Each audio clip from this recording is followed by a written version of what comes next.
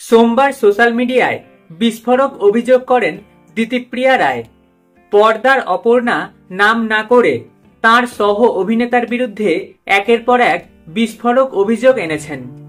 সংবাদ মাধ্যমের তরফে জিতুর সঙ্গে যোগাযোগ করা হলে অভিনেতা বলেন, এই কথা শুনে তিনটে হাহা দিলাম।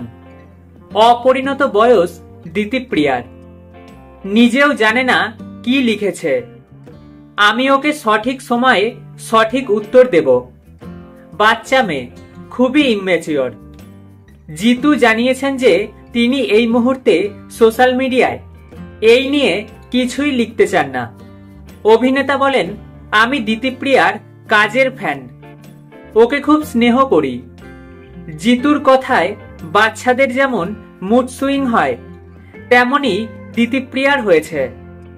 শিশুরা শিশুদের মতো কাজ করলে বড়রাও যদি বাচ্চাদের সঙ্গে এরকম কাজ করে তাহলে কি করে হবে? বড়দের ম্যাচিউরিটি দেখাতে হয়।